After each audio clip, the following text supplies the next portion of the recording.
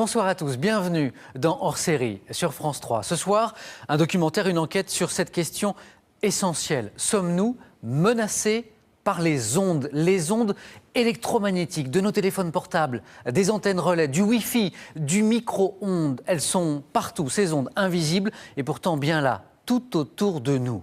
En France, dans le monde, des scientifiques, des associations s'alarment. Et si ces ondes pouvaient provoquer des cancers, des troubles neurologiques? Est-ce que quelqu'un s'en souvient? Il y a 2 ans, en France, le gouvernement a organisé un Grenelle des ondes pour répondre justement aux inquiétudes. Qu'en est-il ressorti? Eh bien, à ce jour, rien. Alors, les ondes menacent-elles notre santé? Est-ce qu'on nous cache quelque chose? Pourquoi les scientifiques sont-ils aussi divisés sur cette question? Est-ce que ce sont les pressions des grands opérateurs qui expliquent l'inaction du gouvernement? Serions-nous à la veille d'un scandale majeur de santé publique comme celui de l'amiante, par exemple? Mauvaises ondes, c'est notre documentaire ce soir. Une enquête passionnante et inquiétante aussi, vous allez le voir, de Sophie Le Gall. Malgré ses demandes répétées, sachez qu'aucun opérateur téléphonique n'a accepté de répondre à ces questions. Je vous souhaite une très bonne soirée sur France 3.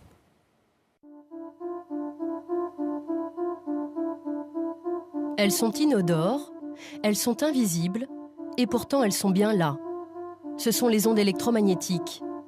Micro-ondes, Wi-Fi, téléphonie mobile, jamais une technologie ne s'était développée aussi vite. En 15 ans, le portable s'est imposé à tous, que l'on soit adolescent ou adulte. 64 millions de portables sont en activité pour 64 millions de Français. Plus de 100 milliards de minutes de téléphone portable ont été consommées en 2009.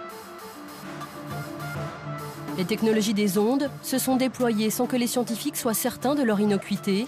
Les chercheurs s'affrontent encore à coups d'études contradictoires. Mais certains d'entre eux sont convaincus de la dangerosité des rayonnements de ces appareils. J'utilise un téléphone, mais chaque fois que je peux, j'utilise une oreillette parce que vraiment ce que j'ai vu sous le microscope m'a fait peur. Des normes sur les ondes électromagnétiques ont été adoptées dans le but de protéger la santé. Quand un utilisateur téléphone avec un téléphone qui est conforme, est-ce qu'on risque strictement rien pour notre santé?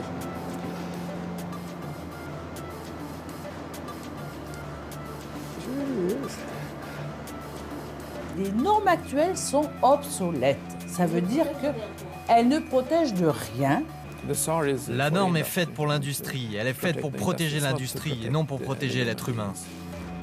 Les opérateurs ont couvert le territoire de 78 000 antennes relais, à la ville, tout comme à la campagne. Les habitants qui vivent à l'ombre de ces pylônes s'inquiètent et s'interrogent. En France, il n'existe plus d'espace sans antenne. On voit ici des débuts d'embryons, encore des débuts d'embryons. Ce qui leur faisait peur, c'était le fait d'associer un enfant malade à l'antenne relais. Désormais, les technologies sans fil sont partout. Nous vivons dans un monde d'ondes.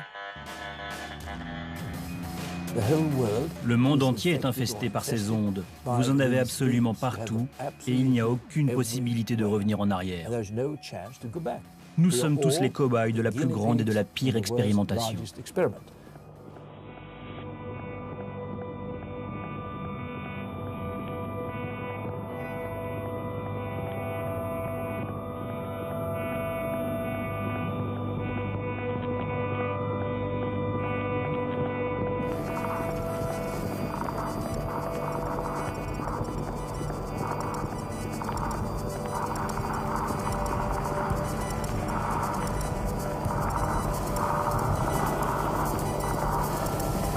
Dans nos maisons, dans nos appartements, les ondes ont envahi notre quotidien.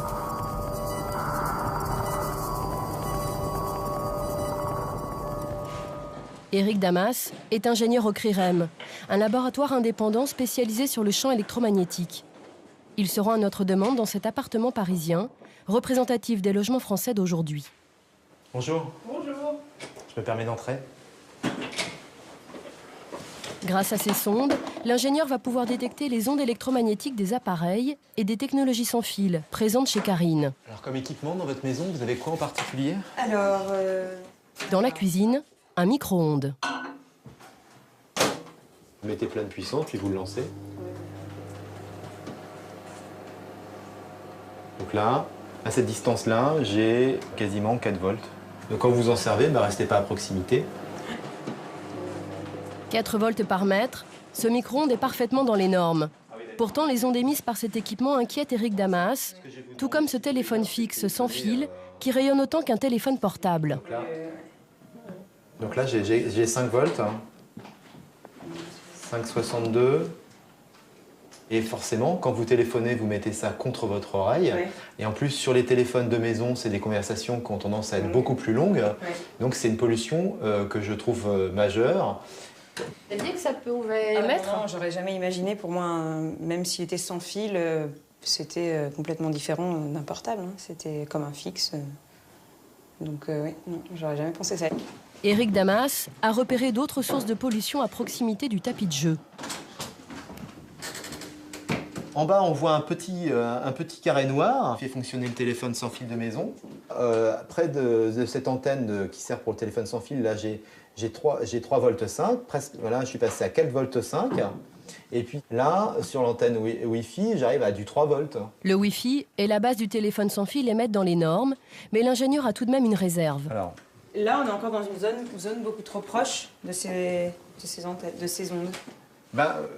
Par rapport à ça, moi j'appliquerais le principe de précaution. C'est un public très très sensible. Donc le mieux quand on voit ça, c'est les préserver, quoi. Dans le doute, moi je pense qu'il faut mieux s'abstenir. Et ces technologies-là, si vous en avez besoin, au moins les écarter le plus possible. Parce que du coup, il n'y aura pas de champ dans cet espace-là, quoi. C'est bien d'être conscient de ça pour pouvoir adapter les choses et faire en fonction. Ouais. Oui, c'est des choses auxquelles vous n'aviez pas fait attention quand vous aviez installé votre appartement. Non, déjà parce qu'on n'a pas forcément beaucoup de choix pour disposer les choses. Et puis parce que non, j'étais pas du tout consciente de ces choses-là, hein, c'est sûr. Alors j'ai remarqué dans votre appartement, parce que vous avez des jeunes enfants, que vous avez un babyphone. Oui.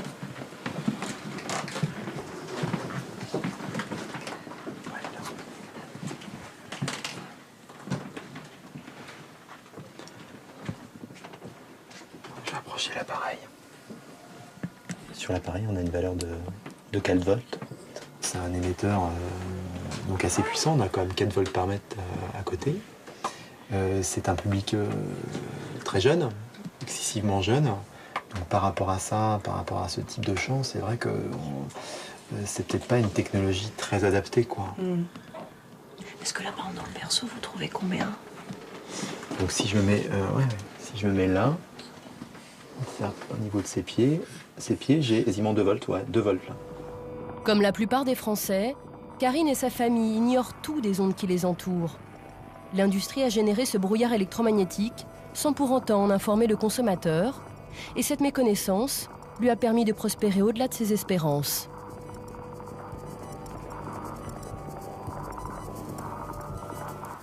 Dès le début des années 90, les appareils qui émettent un champ électromagnétique rencontrent un succès phénoménal. Les plaques à induction, utilisant un champ magnétique, elles cuisent 2 fois plus vite. Progression aussi pour le four à micro-ondes, déjà presque un classique. Et voici ce qui s'apprête en 1994 à déferler sur le marché français. Un coffre-fort et une combinaison secrète. Une mallette métallique convoyée avec précaution dans les couloirs de la direction de la Lyonnaise des Eaux. À l'intérieur, tous les espoirs du groupe, le prototype du radiotéléphone de demain. Cette innovation technologique fera la fortune des futurs industriels de la téléphonie mobile.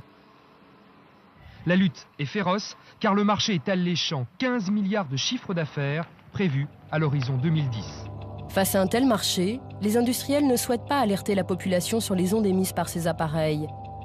Les entreprises des ondes sont regroupées dans une fédération, la FI2E.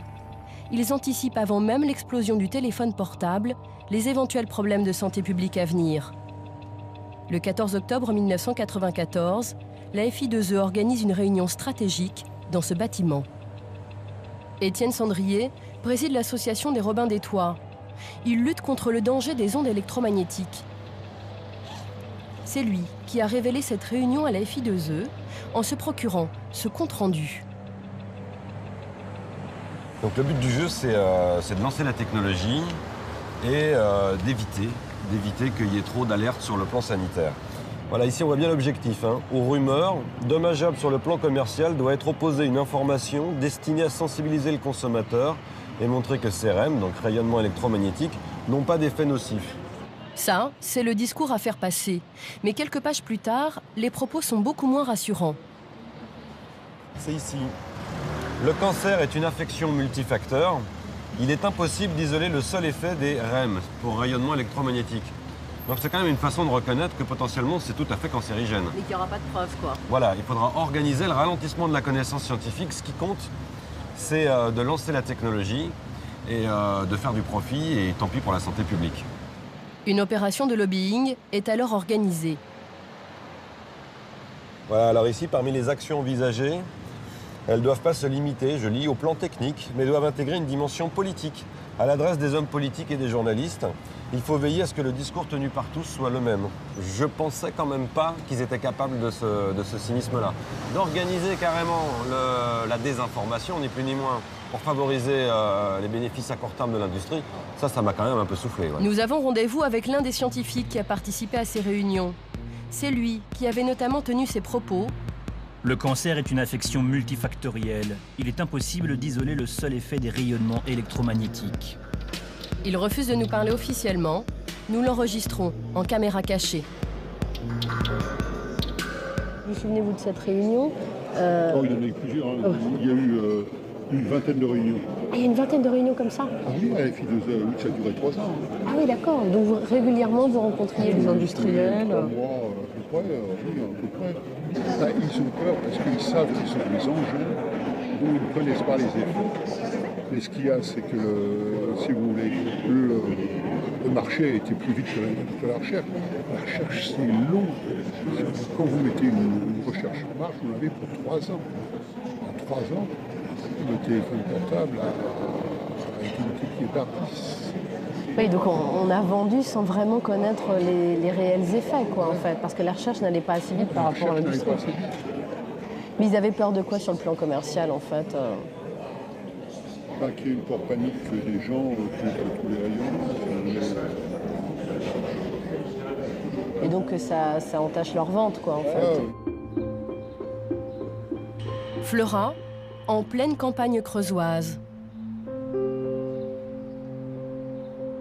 En s'installant ici il y a 27 ans, les Jeanjean n'imaginaient pas qu'un pylône viendrait leur gâcher la vie et qu'ils se retrouveraient au cœur d'une controverse scientifique. Nadine et Alain avaient construit eux-mêmes leur maison au milieu des champs pour vivre au plus près de la nature. Qu'est-ce qu'il y avait ici avant? Eh ben, nos volailles. Nos volailles que nous élevions depuis 1984. Date à laquelle on a habité. Enfin, c'était un choix de vie. Le cadre de vie était magnifique. Nous étions en pleine campagne. On avait un idéal, jardiner, élever notre propre volaille pour notre consommation personnelle. Et puis voilà.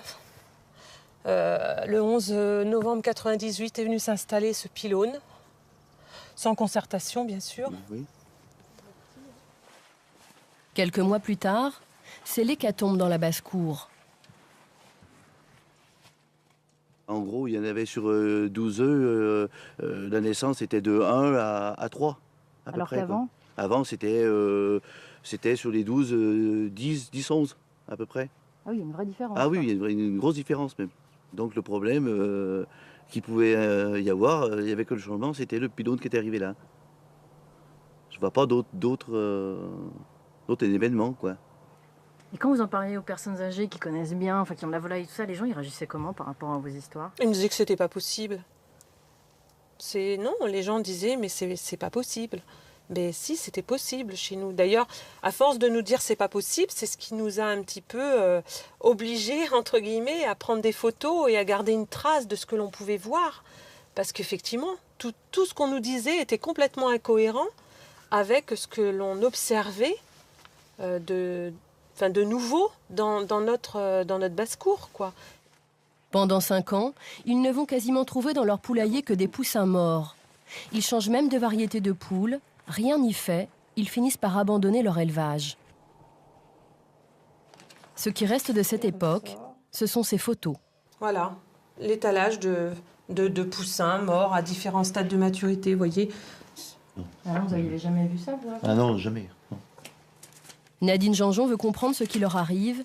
Elle tente d'alerter les hommes politiques, et se rend même en 2002 au Sénat. Un colloque qui est organisé à destination des sénateurs pour les informer, mais surtout les rassurer sur les ondes électromagnétiques. Car de plus en plus de riverains s'inquiètent des antennes relais. Mesdames, Messieurs, je vous remercie d'avoir été aussi nombreux présents aujourd'hui. Ça suppose donc qu'il y a sans doute quelques petits problèmes. En tous les cas en France, mais aussi dans d'autres pays européens et aux États-Unis, les inquiétudes du public se cristallisent autour des antennes relais. Nadine Janjon prend la parole.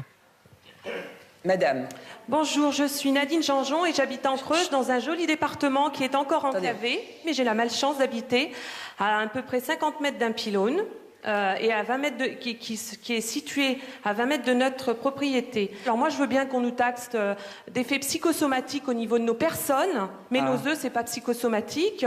Les poules, elles ignorent complètement qu'elles ont un pylône à 20 mètres en dessous elles. Enfin moi je voudrais comprendre quoi. À la tribune, le docteur René Decèze. Merci. René Decèze est le chef de l'unité de toxicologie à la direction des risques chroniques de l'INERIS. Ce scientifique est là pour défendre une position, la totale innocuité des antennes relais. Maintenant, si les antennes étaient la cause des pathologies de ces personnes-là, les consultations auraient dû doubler ou tripler dans les 3 ou 4 années qui viennent de passer. Alors, ça ne me paraît pas être le cas. À la fin de la conférence, Nadine Janjon interpelle René Decèze. Je suis allée le voir avec les photos que j'ai encore au jour d'aujourd'hui, donc de 2002 à l'époque, et je lui ai demandé ce qu'il en pensait. Il a regardé les photos très attentivement, il a pris le temps de m'écouter, de regarder les photos, puis il a tout remballé, puis il m'a dit « je ne suis pas vétérinaire ». Donc voilà la réponse que j'ai eue à l'époque. Je ne sais pas quelle réponse il aurait au jour d'aujourd'hui, mais c'est vrai que quand on n'a rien cherché, qu'on se sent victime de tout ça, alors qu'on n'est absolument pas contre le progrès, c'est la grande claque. C'est la grande claque. René Decèze ne semble pas sensible à ces problèmes. Pourtant, au même moment, il est mandaté par Bouygues Télécom pour coordonner une étude sur les embryons de poulets exposés au téléphone portable. Une étude qu'il aurait tenté par tous les moyens de discréditer. Cette étude, c'est le professeur Madeleine Bastide qui la lance la première à la fin des années 90. Aujourd'hui décédé, cet immunologiste de la faculté de Montpellier expose des embryons de poulet à un téléphone portable qui émet en permanence pendant les 21 jours de couvaison. Et les résultats qu'elle obtient sont édifiants. Voici le dispositif, le téléphone est donc au-dessus des œufs. Les œufs qui vont mourir vont être identifiés par des carrés noirs. Ceci, c'est le groupe qui n'est pas exposé au téléphone. Ici, vous voyez que les petits carrés noirs sont principalement dans la zone de l'antenne et correspondent aux embryons qui sont morts après exposition au téléphone. Donc ce que ça prouve concrètement, c'est qu'il y a bien un effet sur l'organisme vivant du téléphone. Absolument. Il faut certainement dire que les embryons de poulet sont particulièrement sensibles, que nous sommes dans une situation vraiment intense d'utilisation du téléphone, mais il y a bien un effet biologique qui va jusqu'à la mort des embryons. L'étude fait scandale. C'est la première fois en France qu'un scientifique montre la dangerosité des ondes émises par le téléphone portable. À la suite de cette découverte, Madeleine Bastide aurait subi des pressions. La chercheuse se confie alors à une autre collègue scientifique. Celle-ci préfère aujourd'hui parler anonymement de ces menaces qui l'avaient choquée. Il faut s'énerver les fabricants de téléphone. Arrêtez de faire ça, faites chaud de monde, l'économie n'est pas comme vous pensez, c'est pas la réalité, machin, faut y aller dans la vraie vie. Vous savez plus prendre quelle forme, par exemple Moi, j'ai pas au reste de mort, voilà. Mais qu'elle avait reçu par téléphone Par téléphone, par courrier, des choses comme ça. Ah, elle recevait aussi du courrier, ouais. Nadine Janjon, de son côté, décide de s'adresser à Madeleine Bastide. J'entre en contact avec elle directement par téléphone. J'ai trouvé une dame charmante qui a été très attentive, qui, elle, en tout cas, n'était pas indifférente à notre cause et m'a dit, en fait, j'ai l'impression que vous êtes en train de reproduire avec des antennes ce que moi je fais avec un téléphone. Les deux femmes entretiennent une correspondance. Dans ses lettres, la scientifique explique qu'elle a le sentiment d'être sur écoute. Elle marque que pour tout résultat ou information, il est préférable que nous communiquions par courrier, plus lent, mais beaucoup plus discret pour les longues oreilles qui doivent scruter nos emails et téléphones. très souvent, elle disait qu'il fallait mieux s'écrire par voie postale que de s'écrire par email ou de se dire les choses réellement par téléphone. Alors c'est vrai que ça paraît surprenant quand on est des gens comme nous qui étions préoccupés par une situation qui nous dépassait. Mais oui, je pense qu'elle se sentait épiée quelque part, quoi, parce qu'elle dérangeait. Malgré tout, la chercheuse ne perd pas espoir et signe. Ne jamais oublier que c'est David qui a gagné contre le monstre Goliath. Mais les intimidations se poursuivent. Un membre de la famille de Madeleine Bastide est alors le témoin d'un coup de fil anonyme que la chercheuse reçoit à son domicile. Ce proche, nous l'avons rencontré, mais il n'a pas souhaité témoigner officiellement sur cet appel qui les avait tant inquiétés. Elle a eu l'impression d'être sur écoute parce que quelqu'un lui a téléphoné de façon anonyme en lui faisant écouter une bande. Et cette bande, c'était la reproduction d'une conversation dans son propre bureau à la faculté. Et c'était sa voix qu'elle entendait en fait. C'était sa voix, absolument. Ah oui, d'accord. Donc ça veut dire qu'il y avait des micros qui avaient été placés dans le bureau, ça avait été persuadé. Alors je suppose que c'est pour l'impressionner, pour qu'elle arrête ses travaux. Elle n'a jamais su qui était à l'origine de ça en fait. Non. Elle a cherché à savoir, mais c'est impossible. Parallèlement, l'opérateur Bouygues Telecom approche Madeleine Bastide pour répliquer ses travaux, c'est-à-dire refaire l'expérimentation et voir si les scientifiques arrivent au même résultat. Ils choisissent Florence Batelier, alors chercheuse à l'INRA, pour mener la réplication. J'ai été contactée par René Decèze, qui avait été lui-même nommé par la société Bouygues Telecom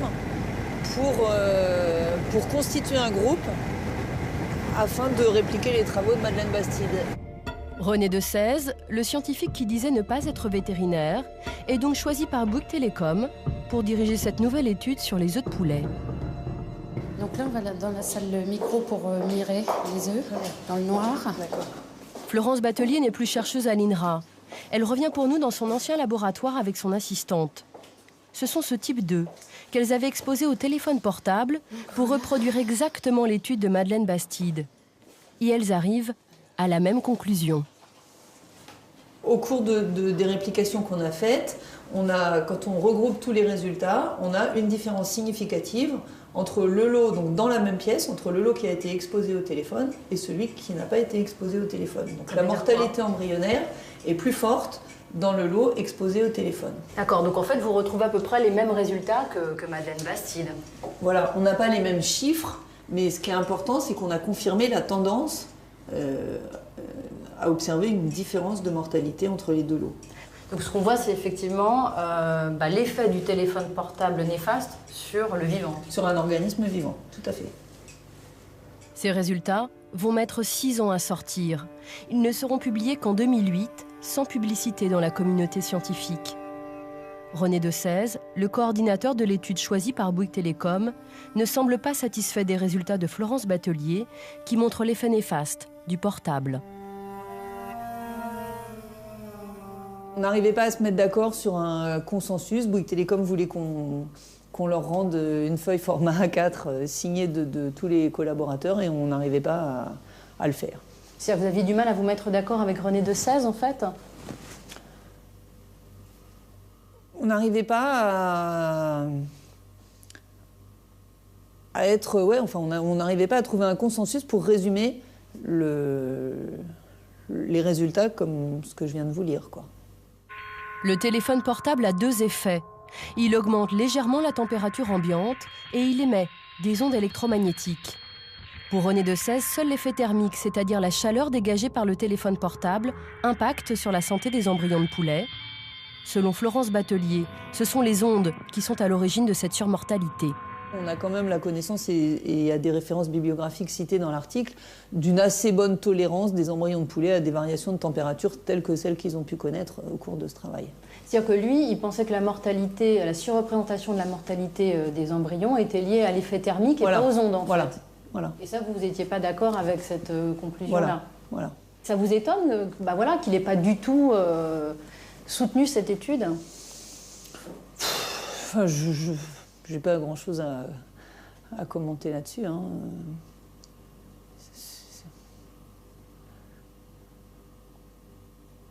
Ça aurait été plus simple de travailler sans lui, peut-être. Pour le proche de Madeleine Bastide, qui avait suivi le déroulé de l'étude financée par Bouygues Télécom, René de Sèze aurait tout fait pour ralentir l'expérimentation de Florence Batelier. De Sèze a tout fait pour freiner des cas de fer. C'est-à-dire? Il a contesté certains protocoles de l'expérimentation en disant oui, mais la chambre d'incubation n'est pas comme ceci, n'est pas comme cela, ou la bonne température, c'est pas la bonne température. Enfin, il a cherché par tous les moyens de freiner. Parce qu'il voyait quand même que, en gros, ça se confirmait. Donc il cherchait par tous les moyens à démontrer qu'en fait, ça se confirmait, mais les règles étaient faussées au départ. C'est une certitude qu'il a cherché à tampiner le système. Qui est ce scientifique choisi par Bouygues Télécom? René de Sèze est un habitué des colloques. En France, il est l'un des chercheurs les plus en pointe sur les ondes électromagnétiques. Devant un parterre de scientifiques et de cadres de la téléphonie mobile, il expose une étude qu'il vient de mener sur l'une des dernières innovations de l'armée. Les micro-ondes de forte puissance qui pourraient servir à immobiliser des manifestants récalcitrants. Qui pourraient éventuellement être utilisés pour la neutralisation de foules en mouvement, pour les intimider. Alors forcément, lorsque nous interviewons René de Sèze sur la dangerosité du téléphone portable, c'est avec détachement qu'il répond à la question. Pour vous, aujourd'hui, le téléphone ne présente aucun problème pour la santé des gens? Non, je continue à utiliser mon téléphone, mais je n'ai pas d'inquiétude. Et depuis l'étude Interphone, j'ai sorti le kit oreiller de sa boîte et je l'ai promené un petit peu dans ma poche. Donc je considère la possibilité de l'utiliser. Et vous ne l'utilisez pas? Non, pas vraiment. René de Sèze évolue dans l'univers de la téléphonie mobile depuis 19 ans. Il connaît tous les représentants des opérateurs, au point parfois de se donner des coups de main. C'est le cas aujourd'hui avec ce salarié de Bouygues Télécom qui l'aide à mettre en place une nouvelle expérimentation. Si on peut t'inviter une demi-journée pour venir voir le système et puis donner un avis. Et vous pouvez être amené en fait à travailler ensemble sur... Je vais vous donner un exemple. Quand on a commencé ce travail, on a demandé à s'ils pouvaient nous prêter des antennes pour faire des essais, pour mettre au point, des choses comme ça. Et puis ils ont des capacités de calcul aussi qu'on n'a pas, donc ils calculent... Entre le chercheur et l'opérateur, tout se fait de manière très informelle. Ah oui, donc vous avez été associé... bon... Je ne pas formellement, c'est-à-dire que c'est pas intégré dans un projet où il y a une participation comme ci, comme ça, mais il y a un coup de main... D'accord, oui, c'est pas une participation financière claire. Chercher les compétences, oui. Comment travaille ce chercheur? Quels sont ses liens avec l'industrie de la téléphonie mobile? C'est à l'INERIS, dans son laboratoire, qu'il a accepté de nous recevoir. Je voulais vous montrer une étude. Est-ce que vous la connaissez, cette étude? Absolument, oui. J'ai participé donc à ce travail. En fait, nous l'interrogeons sur le rôle qu'il a joué dans l'étude de Florence Batelier, financée par Bouygues Télécom. Oui. Parce qu'il y a eu une première étude faite par une chercheuse, Madeleine Bastide, qui montre oui. Une surmortalité embryonnaire des embryons de poulet exposés au téléphone portable. Cette étude a été un peu décriée, donc une réplication est organisée, c'est celle-ci, et elle montre la même chose. Non, pas vraiment. Nous, on a interviewé Florence Batelier, elle dit, voilà, je trouve les mêmes effets que Madame Bastide et je trouve les mêmes résultats. C'est un point de vue, on est d'accord. Mais c'est la personne qui dirige l'étude quand même. Oui, tout à fait. Mais vous étiez plutôt en désaccord avec ses conclusions, en fait. Tout à fait, je ne suis pas... Je pense que l'explication de la mortalité n'est pas complètement traduite par cet article. C'est-à-dire? Ce que je vous ai dit, c'est-à-dire que le fait qu'on voit une augmentation de température avec les téléphones de l'étude et qui n'est pas rapporté dans ce travail parce que ça n'a pas été contrôlé. Parce que vous, quand vous aviez entendu parler de l'étude de Madeleine Bastide et donc des résultats inquiétants qu'elle trouvait, qu'est-ce que vous en aviez pensé, vous, à l'origine? Je pense qu'il ne faut pas faire téléphoner les œufs de poulet. Mais c'est peut-être pas fait pour ça. Aujourd'hui, René de Sèze parle avec ironie de cette publication. Mais une fois l'interview terminée, il confie que Bouygues Télécom craignait la médiatisation de cette étude très embarrassante pour les opérateurs. Que ça donne. Je pense qu'ils sont plus inquiets du retentissement médiatique que ça pourrait avoir, si c'était le cas, que du résultat lui-même, qui, après, dont les retombées dépendent du bruit médiatique que ça fait ou pas, quoi. Là, ils sont tranquilles, parce que c'est totalement passé inaperçu. Bah oui, c'est bon.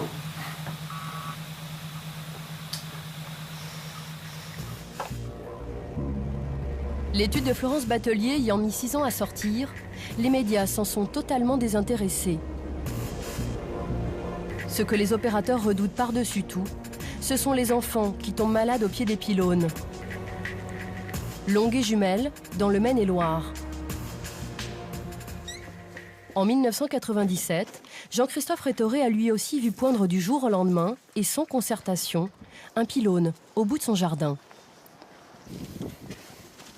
Donc il y avait une antenne relais de 46 mètres de haut qui était implantée juste derrière la piscine, là, qui était à peu près à une petite dizaine de mètres de la palissade, là, de la haie. Là.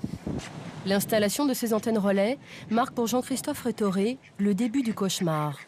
Cela commence par sa volaille, lui aussi en élevait, et jusque-là, avec un très bon rendement. C'est-à-dire j'avais à peu près 80% de taux de réussite et 20% de mortalité. Et on va dire qu'une fois que l'antenne a été mise en place, j'ai eu le phénomène inverse. 20% de réussite et 80% de mortalité, quoi, à peu près. Mais l'histoire ne s'arrête pas là. Quelques mois après la mise en service des antennes relais, sa petite fille Lucie, de 2 ans, tombe malade. Elle a une leucémie. Avec sa femme, il garde un souvenir douloureux de cette époque. Le dossier de... Oui, sur l'antenne. Sur l'antenne. Mauvaise période, ça. On peut les regarder aujourd'hui, mais pendant un moment, on avait du mal un peu à les regarder, quoi. Il commence à s'interroger sur les causes de la maladie de Lucie.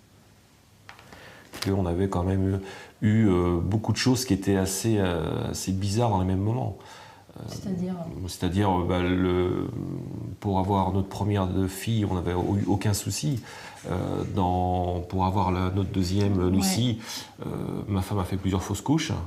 En fin de compte, avec le recul, on a pu voir que dans les mêmes périodes où l'antenne a été mise en place, on a eu les problèmes de fausses couches, des problèmes d'élevage de volailles qui étaient assez bizarres, et la leucémie de notre fille. Donc, tous ces facteurs, dans une période relativement courte, ont fait qu'on s'est quand même vraiment penché sur cette question d'antenne qui, auparavant, on ne s'était pas posé plus de questions que ça, quoi. Elle était à côté de chez nous, elle était à côté de chez nous.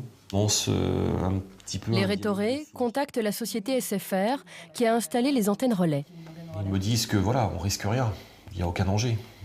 Il n'y a aucun souci, que si elle est malade, c'est pour une autre raison, mais que effectivement le facteur déclenchant que moi je leur propose, c'est pas ça. Qu'est-ce que vous leur répondez, vous, à ça ? Eh ben moi je leur dis tout simplement, je veux bien vous croire, j'y connais rien, je suis pas un scientifique, je suis monsieur tout le monde, et à partir de là, je veux bien vous croire, mais apportez-moi la preuve que mes enfants ne risquent rien à proximité de l'antenne. Apportez-moi la preuve, ça veut dire que vous demandiez quoi en fait ? Moi je demandais qu'ils me fassent un courrier écrit, en me disant, voilà, vous êtes à proximité d'une antenne relais, on vous certifie que vous ne risquez rien. Et alors, ce courrier ? Et alors, ce courrier, j'ai jamais eu. Jean-Christophe Rétoré et son épouse continuent de se battre. SFR les convoque alors en septembre 2001 dans ses locaux pour leur faire une proposition. Quand on arrive là-bas, en fin de compte, ils nous annoncent qu'il nous faut une proposition de rachat de notre maison. Donc on est un petit peu abasourdi par rapport à ça. Et en même temps, ils nous présentent un courrier qui est ici, mais qui est un courrier qui est déjà préparé, qu'on doit recopier, dans lequel il est stipulé que, en fin de compte, on s'engage à vendre notre maison. Et en contrepartie, on s'engage aussi à ne plus communiquer avec les médias concernant ce dossier. Voilà, c'était un petit peu le deal un petit peu de ce courrier. Donc on est un petit peu abasourdi parce qu'on n'y allait pas du tout pour ça. Et une décision, ils nous demandent de prendre une décision relativement rapidement par rapport à ça. Donc vous l'écrivez sur place en fait. Donc sur place, en fin de compte, on recopie exactement ce qui est déjà en modèle, quoi. On a un modèle pour faire ce courrier, quoi. Et donc on recopie ligne à ligne, mot à mot, tout ce courrier, quoi. Donc c'est marqué, c'est pourquoi mon épouse et moi-même avons pris la décision de déménager de Longué-Jumelles. Nous tenons à vous préciser que si notre proposition est acceptée rapidement, nous nous abstiendrons de participer à l'avenir à tout débat et à toute communication sur les antennes de téléphonie mobile, car l'essentiel pour nous est de retrouver au plus vite la sérénité dans notre vie familiale. Voilà. Ce qui leur faisait peur, c'était le fait d'associer un enfant malade à l'antenne relais. Donc là, pour nous, ça nous aura Ça nous a paru très clairement, très rapidement, qu'en fin de compte, ce qu'il voulait pas être associé, il voulait pas être associé à la maladie d'un enfant. Finalement, le rachat de la maison ne se fera pas. Les employés de SFR expliqueront aux Rétoré que la direction à Paris a fait machine arrière. En contrepartie, SFR démonte l'antenne. Le pylône de 46 mètres tombe en 2003. Jean-Christophe Rétoré filme leur victoire et sa petite fille Lucie.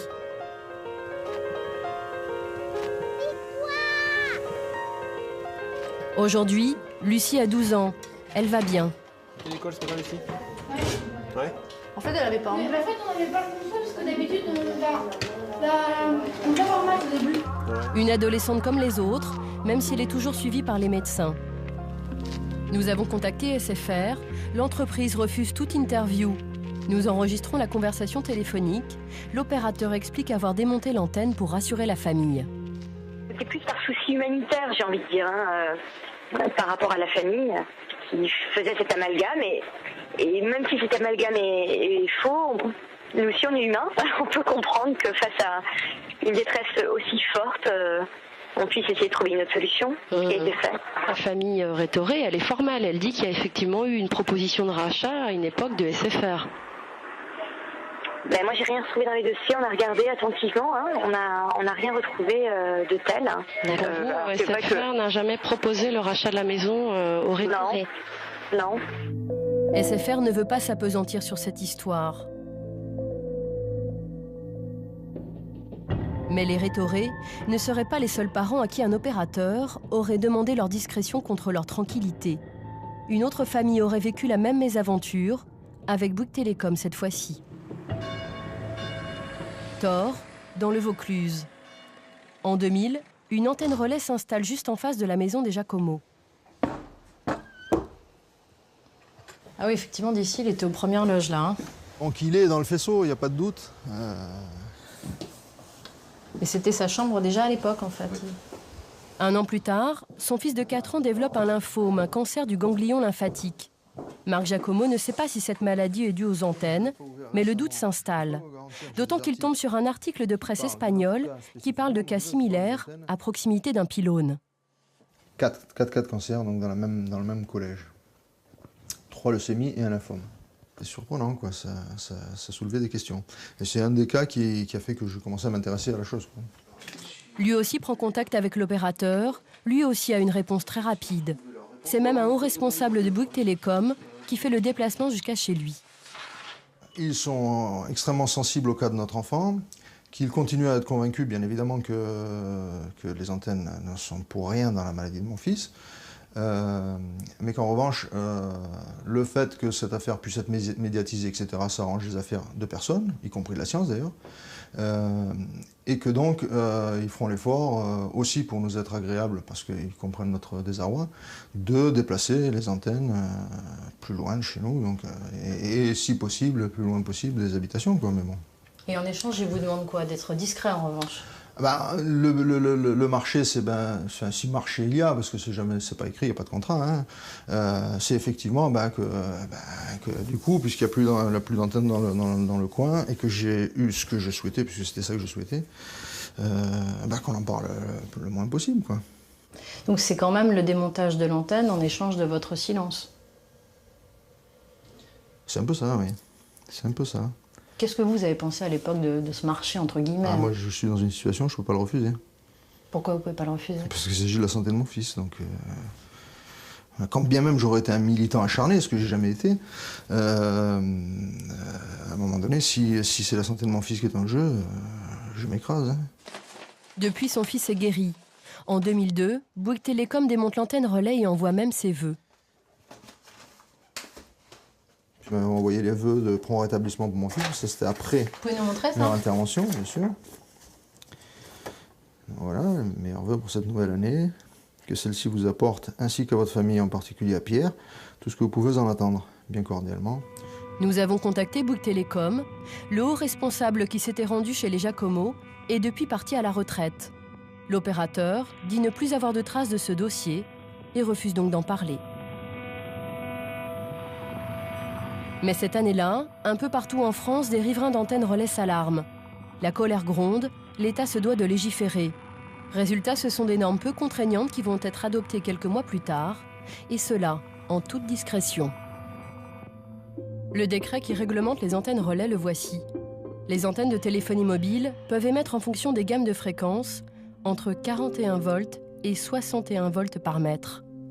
Des valeurs très importantes comparées à d'autres pays européens qui à ce moment-là ont déjà adopté des normes d'exposition dans les lieux de vie 10 fois moins élevées. Luxembourg, 4 volts par mètre. Suisse, entre 4 et 6 volts par mètre. Italie, 6 volts par mètre. La liste des ministres français à avoir signé ce décret est longue. Le Premier ministre, les ministres de l'Industrie, de l'Économie, de l'Emploi, de l'Intérieur, de la Défense, des Transports, de la Culture ou encore de la Santé. Un seul d'entre eux manque à l'appel, et pas des moindres, le ministre de l'Environnement. Pourquoi Yves Cochet, aujourd'hui député vert, n'a-t-il pas à l'époque signé? C'est le fameux décret. Le fameux décret. Qui réglemente oui. les normes sur les antennes relais. Oui. Et là où je suis un petit peu étonnée, c'est que votre nom n'y figure pas, alors qu'il y a de nombreux noms de ministres. Est-ce que vous pouvez nous expliquer pourquoi à l'époque vous ne l'avez pas signé? Oui, en effet. Eh bien, comme il est indiqué, si je me souviens bien, ce décret est marqué fait à Paris le 3 mai 2002. Retenez bien cette date parce que on se souvient du 21 avril 2002. Il est 20h, c'est un coup de tonnerre. Les militants socialistes apprennent que Lionel Jospin, leur Premier ministre, est éliminé dès le premier tour de l'élection présidentielle.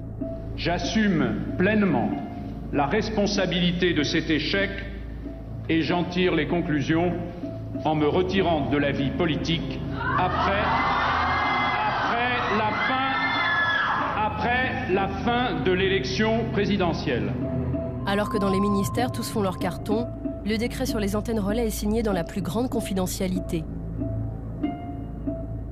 Entre les deux tours, c'est assez souvent que les grosses boîtes, les lobbies, disent écoutez, ça nous arrangerait quand même que la décision soit prise avant le changement de gouvernement, sinon il va falloir recommencer tout le travail. Bon, il y a une vacance du pouvoir, allons-y pour essayer d'enfoncer un coin, notamment dans la téléphonie mobile.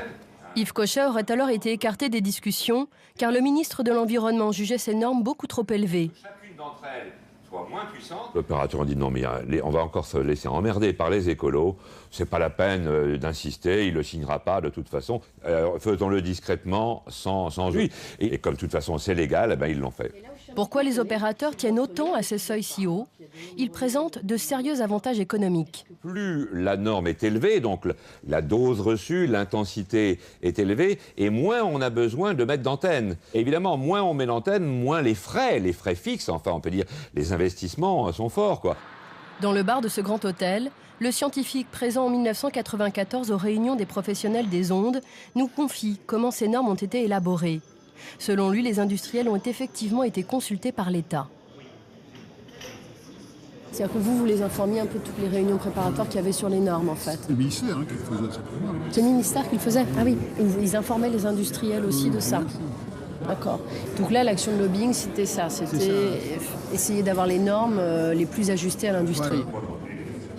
Le mieux qui soit acceptable, tout le monde pour l'industrie. Et ils y sont arrivés?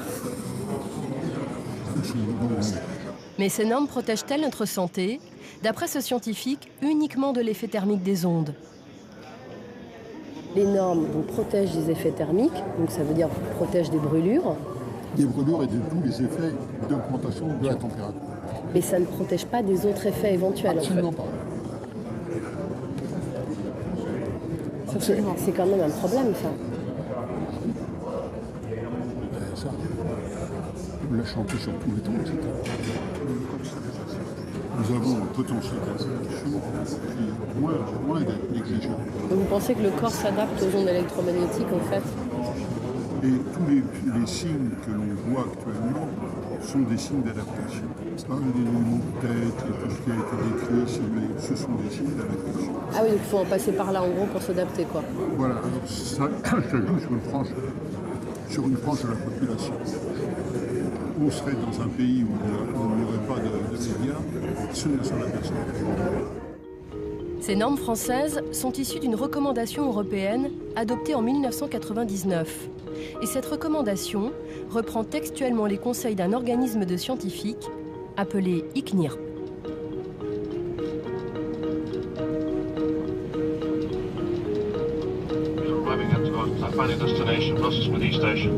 Aujourd'hui, bon nombre de députés européens remettent en cause ces normes qu'ils jugent non protectrices pour la santé.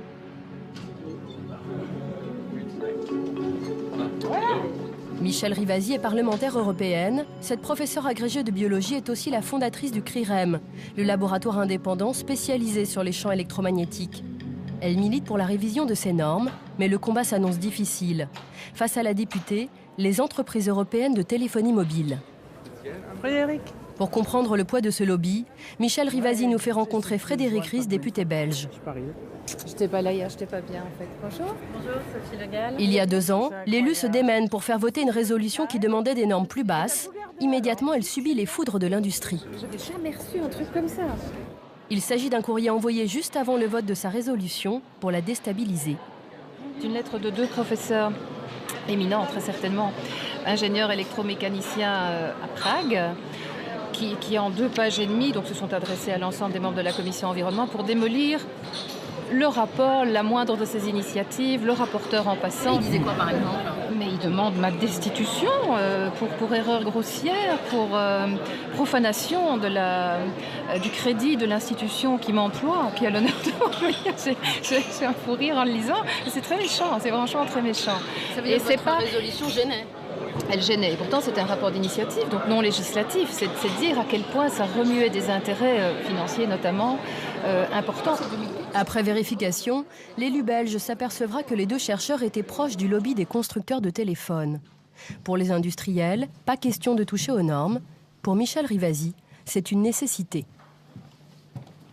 Les normes actuelles sont obsolètes. Elles ne protègent de rien pour vous. Elles ne protègent de rien.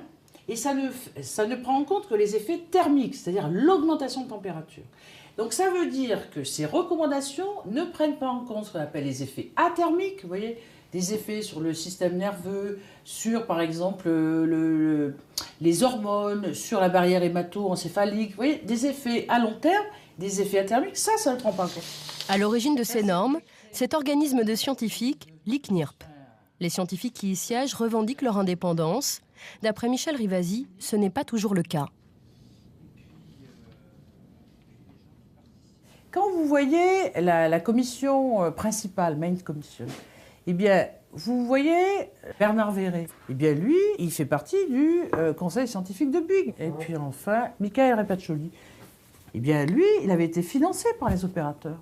Donc, quelle confiance vous voulez qu'on accorde à des gens qui travaillent avec l'industrie, qui ont des liens de consanguinité avec l'industrie? Donc, quand il va falloir établir des normes, ben, ils ne vont pas du tout être contraignants vis-à-vis de l'industriel. Ils vont établir des normes qui vont permettre à l'industriel de développer sa technologie. Selon nos informations, l'ancien président de l'ICNIRP, Michael Repaccioli, a été expert pour le compte d'un opérateur de téléphonie néo-zélandais dans le cadre d'un procès contre des riverains d'antennes. Enfin, Bernard Verret, qui est ce chercheur français à la fois membre de l'ICNIRP, l'organisation qui établit les normes, et membre du conseil scientifique de Bouygues Télécom. Il dirige un laboratoire de recherche à Bordeaux, un des laboratoires les mieux financés en France. Visite guidée avec Bernard Verret en personne. On est ici dans la pièce où on expose les cellules en culture, à l'aide de dispositifs de ce genre qui ne sont pas en marche en ce moment, où on peut placer des cultures qui sont exposées à des champs GSM. Champ GSM, c'est donc le téléphone portable, là. C'est la 2e génération. Et on peut le faire avec ces antennes-là pour la tête de l'animal quand on place un rat à l'intérieur. Ça, c'est quoi, en fait, ça? On peut appeler ça un téléphone pour rat, donc on branche un générateur ici, le rat est à l'intérieur et il reçoit dans la tête les champs que l'on a quand on téléphone. Et parmi les différents labos qui travaillent sur les ondes électromagnétiques en France, votre labo, c'est quoi? C'est le plus gros, c'est le seul qui soit complètement dédié à ce thème. Il y a d'autres équipes en France qui y travaillent, mais qui n'ont qu'une ou deux personnes sur le sujet. Ah oui, donc là, c'est l'un des plus gros labos français sur les ondes électromagnétiques. Français et du monde, oui. Ah, du monde, carrément? Oui. Donc les opérateurs financent aussi les études ici, dans ce labo? Oui, oui, indirectement et directement, mais à travers des fondations, ou l'Europe, etc. Ces équipes travaillent actuellement sur des souris qu'ils exposent aux ondes Wi-Fi. Mais pour l'instant, ils n'ont trouvé aucun effet négatif. Là, on arrive à la conclusion que l'exposition, qui est quand même très longue, qui couvre la gestation, enfin l'exposition in utero et les 5 premières semaines de vie, donc c'est vraiment, ça couvre l'enfance, l'adolescence, disons, chez l'animal, n'est pas capable d'induire la mort neuronale. Par le passé, le laboratoire de Bernard Verret a beaucoup travaillé sur le téléphone portable avec des études financées par les industriels. Et là non plus, il ne trouve rien. Depuis 15 ans, on peut dire qu'on n'a pratiquement rien, aucun effet, même à des niveaux importants. Donc pour vous, le téléphone portable ne présente pas de risque pour la santé? Non, ça c'est pas comme ça qu'il faut poser la question, on en reparlera tout à l'heure. Qu'est-ce que vous voulez dire par là? C'est pas comme ça? Parce qu'il y a le risque, il y a le danger, tout ça. Il faut en parler tranquillement. On verra tout à l'heure. On ne peut pas dire qu'il y a un risque, en fait, c'est ça que je ne comprends pas bien. Non, je sais, mais c'est parce qu'il faut en parler avant que je le réexprime. On va en parler, on va s'asseoir et en parler. Manifestement, aborder la dangerosité du téléphone portable agace Bernard Verret, qui souhaite faire une mise au point. Il faut simplement préciser certaines choses pour que l'interview se passe mieux. Bernard Verret fixe ses règles. Il faut d'abord nous asseoir autour de la table pour préparer l'interview. Dans le brouhaha où on présentait donc la réunion, immédiatement vous démarrez, et alors quels sont les dangers des téléphones? Bon, je veux dire, vous faites votre boulot, mais nous, il faut qu'on le fasse le nôtre en face. Disons que les gens ont peur des antennes relais. Bon, encore une fois, ils sont libres. C'est de la paranoïa dans beaucoup de cas.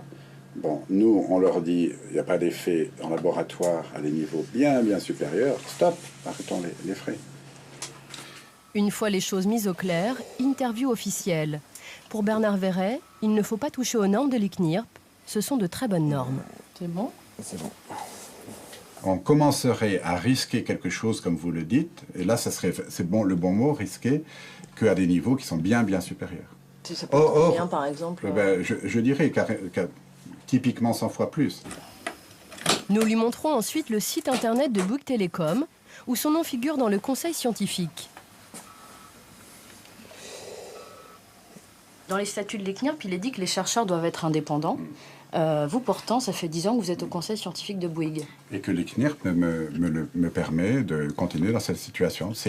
Chaque année, je remplis les conflits d'intérêts potentiels, et chaque année, ils me disent, bon, mais il n'y a pas de problème. Donc, on peut dire on fait partie du conseil scientifique de Bouygues, et pour l'ICNIRP, malgré tout, être un chercheur indépendant. C'est ça l'indépendance à l'ICNIRP, en fait. Ah oui, d'autres membres de l'ICNIRP font partie d'autres choses. L'ICNIRP a des critères précis qui sont appliqués à moi et aux autres, bien sûr. Ah, vous n'êtes pas le seul dans ce cas-là à l'ICNIRP, il y a d'autres scientifiques qui travaillent aussi avec les opérateurs. Travailler avec les opérateurs, c'est pas tout à fait le mot, mais disons que je pense que oui, il faudrait que je regarde à chacun on ne partage pas nos listes de déclarations, mais si je penchais, c'est possible qu'il y en ait d'autres, je ne sais pas. Il y a peut-être d'autres chercheurs qui sont comme vous dans des conseils scientifiques d'opérateurs, alors qu'ils sont aussi à l'ICNIRP. Voilà, c'est ça. Pour vérifier les propos de Bernard Verret, nous avons sollicité l'ICNIRP à plusieurs reprises afin d'obtenir les déclarations de conflit d'intérêts des autres membres. Ces documents ne nous seront jamais communiqués. Des chercheurs proches de l'industrie qui ont élaboré les normes des antennes relais, mais aussi les normes des téléphones portables. C'est l'Agence nationale des fréquences, un organisme d'État, qui mesure le rayonnement des téléphones portables dans ce laboratoire du Mans. Le responsable technique, Emmanuel Toutain, vient de recevoir de nouveaux téléphones portables. Ils ont été saisis en magasin pour vérifier s'ils émettent dans les normes. Cette norme, c'est également l'ICNIRP qui l'a fixée. Cela s'appelle le DAS, débit d'absorption spécifique. Il est inscrit dans les manuels des téléphones. Donc ce DAS est annoncé à 0,935 watts par kilogramme. Donc nous allons mesurer le DAS. s'assurer qu'il est conforme à la limite en vigueur et qu'il respecte bien cette valeur annoncée. Les téléphones portables ne doivent pas émettre au-delà de 2 watts par kilo. Plus le chiffre est faible, moins le téléphone émet. Pour mesurer ce DAS, l'ingénieur colle à la tête d'un mannequin le téléphone portable qui rayonnera à sa puissance maximale. Voici le produit qui représente les tissus biologiques humains. Ici, on utilise un liquide qui simule le corps à 900 mégas. Ce liquide, en fait, est composé d'eau, de sucre, un peu de sel. Et on le mélange pour s'assurer d'avoir un liquide homogène. Emmanuel Toutain montre ensuite sur son ordinateur les rayonnements émis par le portable et mesurés par la sonde. Son discours se veut rassurant. Pas question de dire que le cerveau est exposé aux ondes électromagnétiques.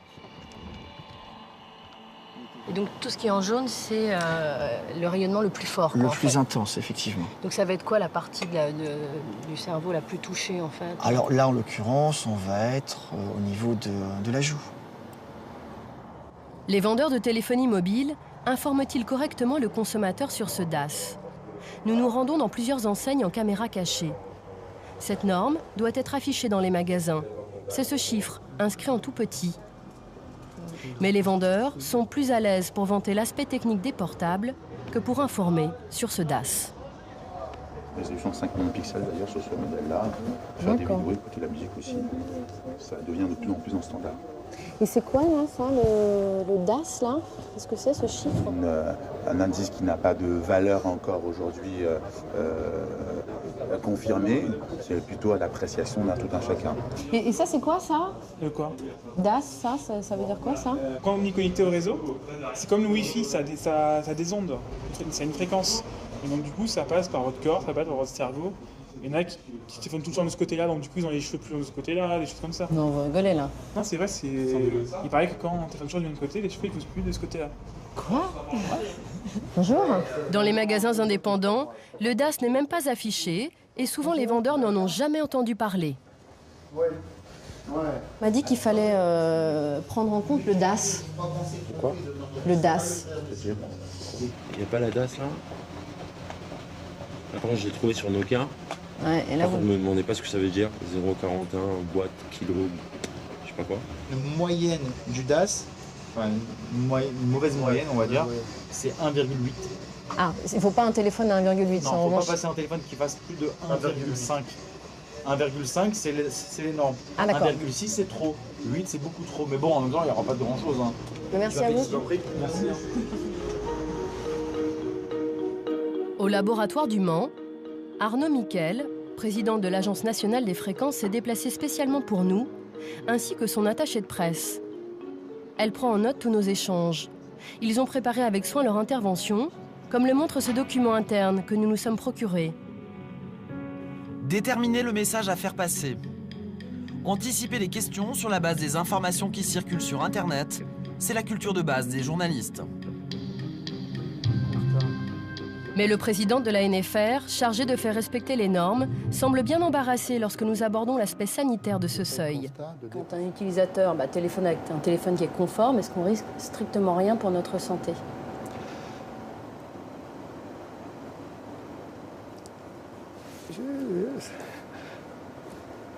Moi, je ne peux pas vous dire ça, je n'ai pas de compétences en matière de santé. Est-ce que vous risquez... tout à l'heure, vous étiez en train de fumer une cigarette. Est-ce que vous risquez rien pour votre santé quand vous fumez une cigarette? Moi, on nous dit fumez-tu, ça on le sait, c'est marqué sur les paquets de cigarettes. Moi, je ne suis pas compétent pour vous dire ça. Fumez-tu, on me le dit, je le crois. Mais le téléphone portable, je veux dire, est-ce que les normes sont protectrices pour notre santé? Est-ce que ça veut dire qu'on nous garantit aucun risque en dessous de ces 2 watts par kilo? Dans le rapport publié, la mise à jour de l'expertise en France, qui a été souligné, c'est qu'en l'état actuel des connaissances, ces limites ne sont pas susceptibles, un téléphone qui respecte ces limites n'est pas susceptible de causer des dommages à la santé. Donc, vous dites c'est en l'état actuel des connaissances. Peut-être que dans 10 ans, on nous dira qu'en fait, ces normes n'étaient pas protectrices. Ce qui est dit, c'est ce qui est dit. Pourquoi ce malaise? Sans doute parce que de plus en plus de chercheurs font un lien entre certaines pathologies et le téléphone portable, et cela depuis plus de 10 ans. En 1998, le mobile déferle en France. L'État décide alors de lancer un programme de recherche appelé Comobio. Différents laboratoires vont travailler sur l'impact sanitaire du téléphone. Ce projet est financé pour moitié par les industriels du secteur. Et le coordinateur de Comobio n'est autre que Bernard Verret.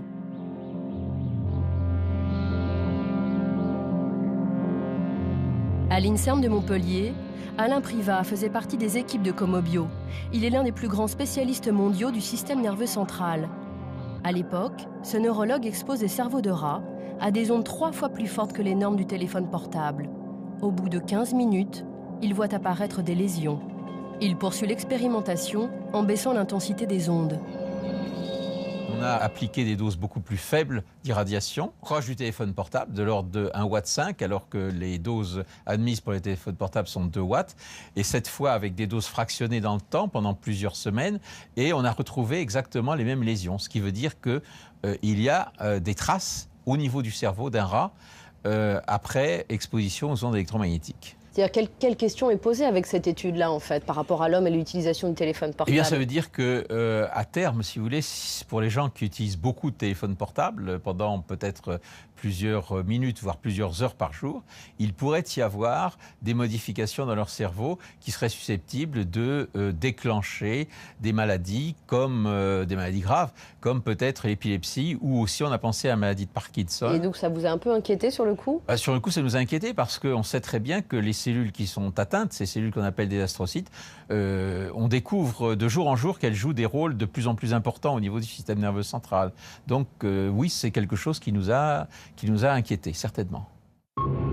Pierre Robineau, lui aussi faisait partie du programme Comobio.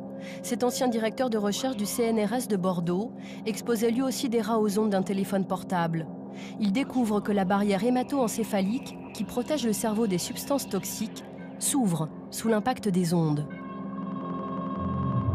Ça permet apparemment l'entrée de substances qui n'ont rien à faire là, que certaines de ces substances peuvent être toxiques, et que d'autres, de toute façon, même si elles ne sont pas toxiques par elles-mêmes, vont entraîner une réaction inflammatoire donc qui n'est pas saine. Prenons un exemple, par exemple, je sais pas, moi, vous fumez, il peut y avoir des goudrons présents dans votre sang, ils peuvent très bien se retrouver dans le parenchyme cérébral, alors qu'ils n'ont rien à y faire. En plus, bon, il y a un phénomène inflammatoire qui se développe, avec une possible toxicité pour les neurones avoisinants. Donc ça veut dire que les ondes peuvent provoquer en fait des œdèmes dans le cerveau des rats que vous avez étudiés? Oui, je suis même certain que là, dans ces conditions-là, on va avoir au moins un micro-œdème. Inquiet de ces résultats, il conclut en ces termes. Nous postulons que si ces événements se produisent de façon répétée sur une longue période dans le cerveau humain, cela pourrait présenter un risque pour la santé en raison de l'accumulation potentielle de dommages et de substances dangereuses dans les tissus du cerveau. Lorsque Pierre Robineau souhaite publier son étude, il s'oppose au directeur de Comobio, Bernard Verret. Monsieur Verret comptait publier des conclusions qui n'étaient pas les miennes à ce travail. C'est-à-dire en particulier que c'était inapplicable à l'homme, en substance, hein, je résume, hein, alors que moi je pensais que c'est tout à fait applicable à l'homme, ce qui a été vu sur le rat. Voilà, et donc je ne voulais pas retirer cette simple phrase des conclusions qui était que bon, c'était pas montré chez l'homme, bien sûr, mais enfin il n'y avait aucune raison de penser que ces résultats-là ne puissent pas s'appliquer à l'espèce humaine. Nous présentons ce projet d'étude à Bernard Verret où son nom figure. Il est même remercié à l'époque par Pierre Robineau pour sa relecture. Et qu'est-ce qui vous dérangeait à l'époque justement dans son étude? C'était qu'effectivement il posait la question sur l'homme. Est-ce qu'effectivement, parce qu'il dit ça peut être problématique pour l'homme, les résultats que j'ai trouvés. C'est une interprétation. Moi je m'en tiens aux faits. Je lui ai dit, c'est pas probant au niveau scientifique, on ne peut pas publier, je pense que ça n'aurait pas été accepté, bon on arrête là. Et donc comme aucun accord n'a été trouvé à ce sujet, et que M. Verret m'avait dit que je pouvais publier donc mes conclusions à moi, mais qu'il retirait son nom et celui de son laboratoire dans ce cas-là du travail, ça rendait la publication quasiment impossible, sauf pour moi à accepter finalement les conclusions de M. Verret et ne pas publier les miennes. Voilà. L'étude de Pierre Robineau ne sera donc jamais publiée.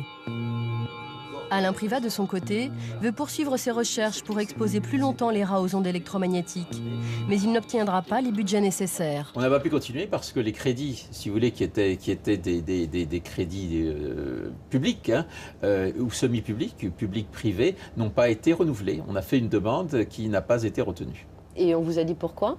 Alors on n'a pas dit pourquoi, mais j'ai pu savoir de façon indirecte que finalement les résultats que nous avions obtenus n'étaient pas exactement ceux que l'on attendait. C'est-à-dire C'est-à-dire que l'idée de départ était de montrer que ces ondes électromagnétiques étaient d'une innocuité totale, et c'est pas ce que nous avons montré. Donc vous aviez dérangé avec votre étude?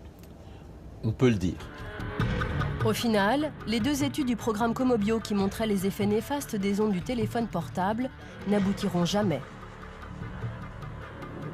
La France n'est pas le seul pays à s'interroger sur les effets des champs électromagnétiques.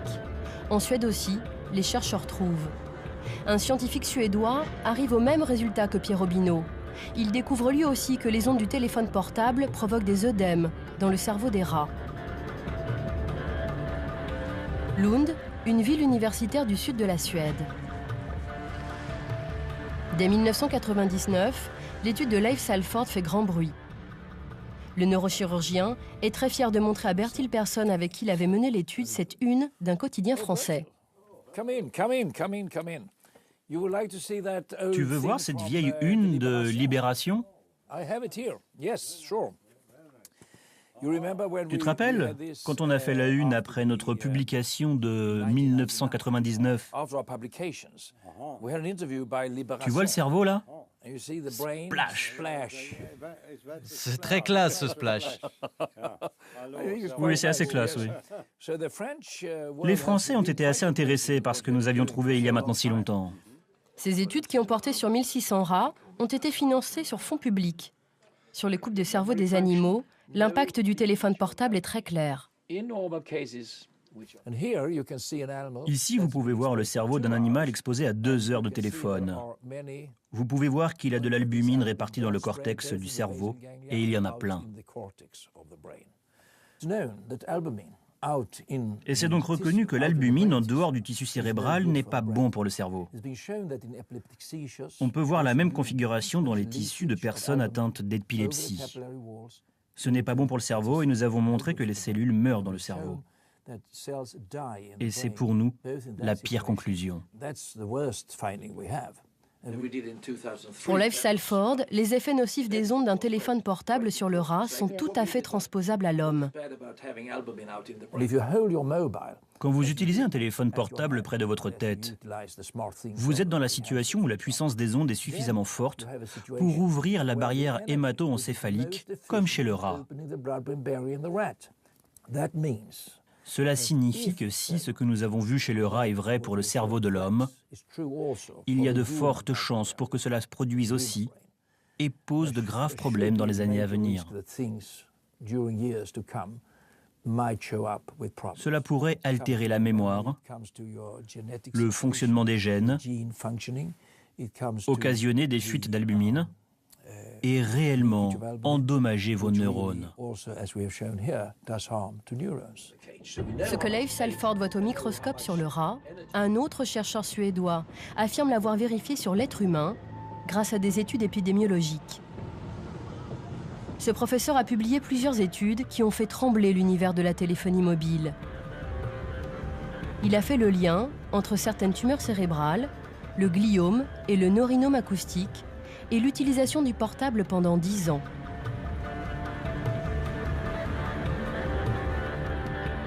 Örebro, à moins de 200 km de Stockholm.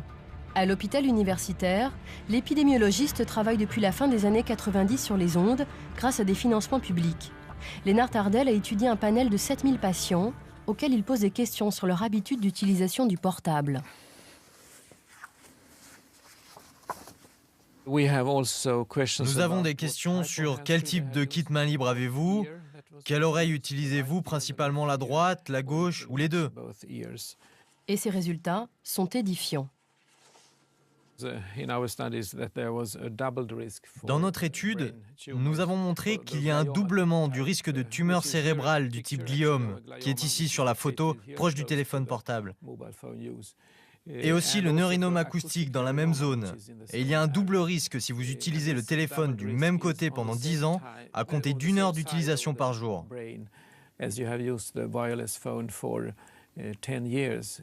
La plupart des tumeurs malignes se développent rapidement. Vous pouvez mourir au bout de quelques mois. D'ailleurs, beaucoup de patients de la première étude sont morts ou sont trop malades pour participer à notre nouvelle étude.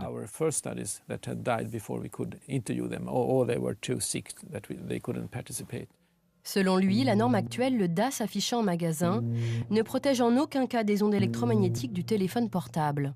Le DAS ne reflète pas la réalité. Il est beaucoup trop haut. Le DAS est fait pour l'industrie, il est fait pour les protéger et non pas pour protéger l'être humain.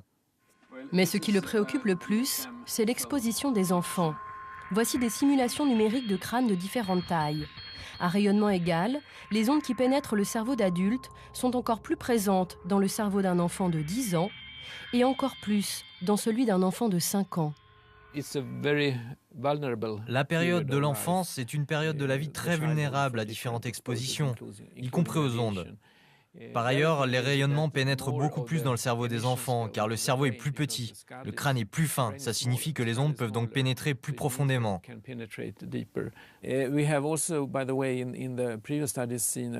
Nous avons montré dans notre précédente étude, et de manière constante, que les personnes qui ont commencé à utiliser le téléphone portable avant 20 ans ont 5 fois plus de risques de développer des tumeurs cérébrales. Depuis 2003, le professeur Ardel tire la sonnette d'alarme sur l'utilisation du téléphone portable. La même année, l'agence française chargée de veiller sur la sécurité sanitaire, l'AFSE, rend son premier avis sur le portable et les antennes relais, un rapport très rassurant. D'après ce rapport de l'Agence française de sécurité sanitaire, les antennes relais sont mises hors de cause. Laurence Ragon. Quant au téléphone portable, rien n'indique à ce jour que son utilisation soit liée à l'apparition ou au développement de cancer. Mais les scientifiques reconnaissent que les recherches sont encore insuffisantes. Parmi les principaux experts qui l'ont rédigé, René Dessèze et Bernard Verret. En 2005, nouveau rapport de l'AFSE et toujours les mêmes conclusions, toujours aussi rassurantes. En ce qui concerne les effets sanitaires éventuels des stations de base, le groupe d'experts retient qu'aucune nouvelle étude n'apporte d'éléments indiquant de tels effets. Quelques mois plus tard, un colloque se tient au Sénat sur l'indépendance des experts. Stéphane Kerckhoff de l'association Agir pour l'environnement est présent. Il pose une question anodine sur l'AFSE qui va déclencher un scandale sanitaire. On a quand même énormément de critiques à vous faire parce que les premiers rapports que vous avez pu faire sous votre autorité, notamment sur la téléphonie mobile, étaient un haut lieu du lobbying. À la tribune, le président du conseil d'administration de l'AFSE. Contre toute attente, il désavoue le rapport de sa propre agence. Vous dites, bon, l'expertise sur la téléphonie mobile, elle est pas bonne, elle ne nous plaît pas. L'expertise sur la téléphonie mobile n'a jamais suivi ni de près ni de loin les règles que l'AFSE s'est fixées à elle-même. Donc c'est une expertise que je considère en tant que président du conseil d'administration comme n'existant pas, n'étant pas le fait de l'AFSE, puisqu'elle ne correspond pas au texte que le conseil d'administration lui-même a voté. Alors vous allez me dire que c'est quand même terrible. Eh bien, c'est tout le temps comme ça. Stéphane Kerckhoff et Janine Le Calvez de l'association Priartem qui milite pour une meilleure implantation des antennes relais n'en reviennent toujours pas de cette réponse si franche. J'ai pas vu cet extrait, mais... C'est saisissant. Finalement, on se dit qu'on a enfin réussi à obtenir la vérité. C'est que les experts de l'AFSET à l'époque étaient totalement liés directement au lobby de la téléphonie mobile et que l'expertise qui faisait ressortir une certaine unanimité de façade, laissant supposer qu'il n'y avait absolument aucun risque, était totalement dictée et sous l'influence des opérateurs de la téléphonie mobile. L'affaire fait grand bruit. L'IGAS, la police du ministère de la Santé, est saisie pour mener une enquête. Les inspecteurs vont aller de découverte en découverte. D'abord, ils constatent des liens entre les experts de l'AFSE et l'industrie qui finance leurs recherches. Là, par exemple, René Dessèze, dans son laboratoire, a été financé par Bouygues Télécom et Envoi TDF, la GROA. France Télécom, Alcatel, Bouygues Télécom. Même Martin Ours, France Télécom, Bouygues et SFR.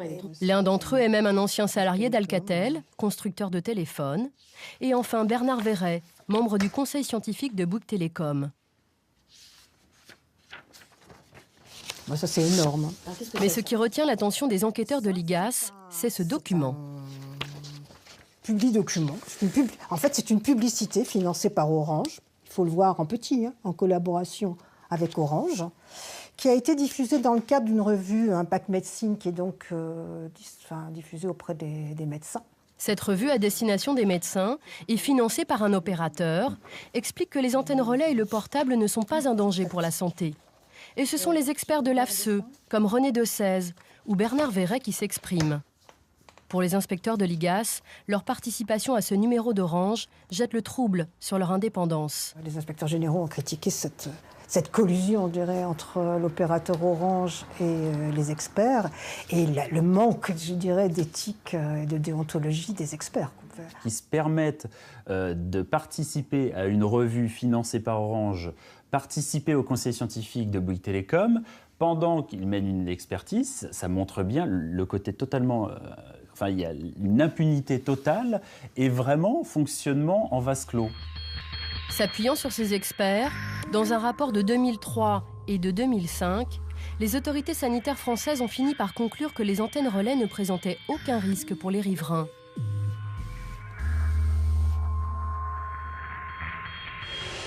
Pourtant, ici à Tassin-la-Demi-Lune dans le Rhône, la justice en a décidé tout autrement.